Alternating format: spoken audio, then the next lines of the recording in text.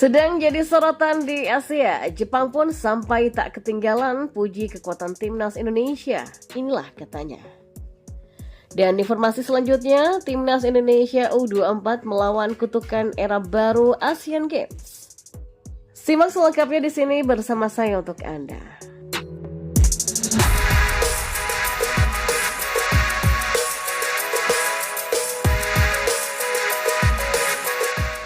Di informasi bola yang pertama, di bawah arahan pelatih asal Korea Selatan, Shin Tae-yong, timnas Indonesia kini secara perlahan mulai menunjukkan kembali tajinya di kancah persepak bolaan benua Asia.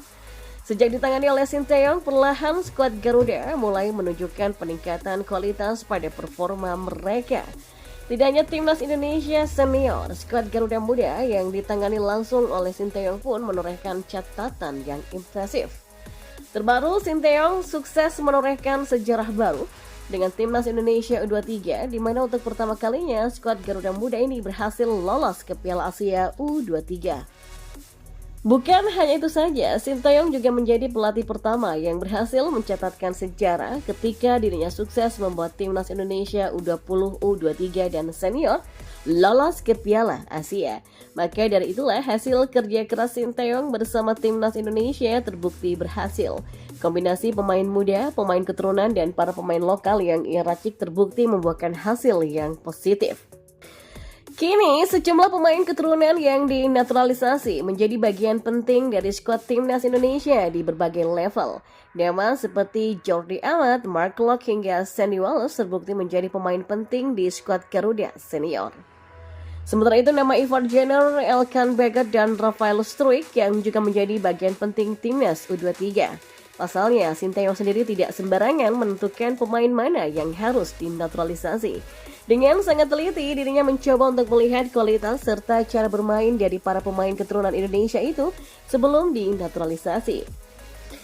Para pemain keturunan yang sudah memperkuat timnas Indonesia saat ini dinilai sebagai para pemain grade A atau yang terbaik.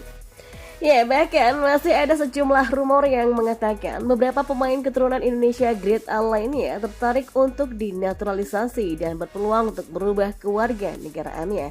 Beberapa di antaranya adalah Jay Itzes, Tom Hei, dan juga Ragnar Oratmangun dikabarkan berpeluang untuk dinaturalisasi. Sementara itu, terkait keberhasilan Shin Tae-yong meracik skuad timnas Indonesia dengan mengkombinasikan pemain lokal dan pemain naturalisasi itu mendapatkan sorotan dari sejumlah pihak. Salah satunya yang berasal dari sebuah media Jepang yang memuji kualitas dari timnas Indonesia sekarang. Melansir dari salah satu artikel media Jepang bernama Football Tribe, timnas Indonesia disebut mulai menjadi lawan kuat di Asia yang perlu diwaspadai. Dikatakan meski timnas Indonesia berada di ranking FIFA yang cukup rendah, namun tak bisa dianggap remeh. Tergabung bersama di dalam grup D Piala Asia, Jepang menilai kalau Indonesia adalah lawan yang harus diwaspadai. Bukan tanpa alasan, media Jepang Football Tribe mengungkapkan betapa berbahayanya strategi yang sedang disiapkan Shin Tae-yong di timnas Indonesia. Mereka mengatakan kalau strategi naturalisasi yang dilakukan oleh Shin Tae-yong membuat kekuatan skuad Garuda bakal menjadi ancaman besar dalam Piala Asia. Mereka juga menyoroti nama-nama pemain naturalisasi yang sedang ditargetkan oleh Shin Tae-yong dan PSSI seperti Jay Itzes, Tom Hei, dan juga Ragnar Oratmangun yang bakal menambah kekuatan timnas Indonesia bila berhasil dinaturalisasi. Bukan cuma itu, pelatih timnas Jepang Hajime Moriyasu menganggap kalau grup D memiliki persaingan yang cukup ketat. Dirinya mengaku kalau tidak mau meremehkan lawan-lawan Jepang yang ada di grup D termasuk timnas Indonesia. Saya pikir semua grup itu sulit, dan menurut saya kami berada di grup yang sangat sulit, kata Moriyasu. Meski memiliki perbedaan kualitas dan pengalaman yang cukup jauh, Moriyasu mengatakan kalau mereka masih perlu bekerja keras untuk lolos dari grup D dan bersaing meraih gelar juara Piala Asia 2023. Kendati diunggulkan, Moriyasu menyadari bahwa negara-negara lain memiliki kualitas yang tak kalah bagus termasuk Indonesia. Jadi saya pikir kami juga harus mengambil langkah dan mempersiapkan diri dengan baik. Saya pikir kami harus mewaspadai semua tim dan kami harus melakukan analisis agar dapat mengetahui kekuatan sendiri dan mempelajari kekuatan lawannya, ujarnya. Dan di informasi bola selanjutnya. Ya, timnas Indonesia U24 akan melawan kutukan era baru Asian Games saat menghadapi Uzbekistan pada babak 16 besar di Stadion Sangcheng Sports Center pada Kamis 28 September. Sejak Asian Games menerapkan format U23 pada edisi 2002, timnas Indonesia tak pernah bisa menembus babak 8 besar. Langkah Indonesia 2 kali terhenti pada babak 16 besar. Pada 2018 Indonesia dikalahkan Uni Emirat Arab di babak 16 besar lewat adu penalti 3-4 setelah imbang 2-2 di waktu normal. Dua eksekutor penalti Indonesia yang gagal adalah Septian David dan Sadil Ramdhani. Sebelumnya pada edisi 2014, Indonesia juga kalah pada babak 16 besar yang menyingkirkan Garuda Muda adalah Korea Utara dengan skor 4-1.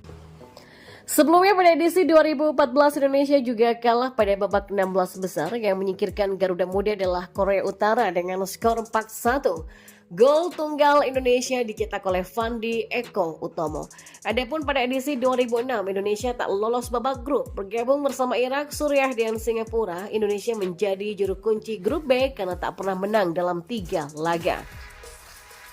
Karenanya pertandingan melawan Uzbekistan akan menandai apakah Indonesia masih dikutuk atau tidak. Pasalnya pencapaian Indonesia saat Asian Games masih dengan skuad senior lumayan mentereng.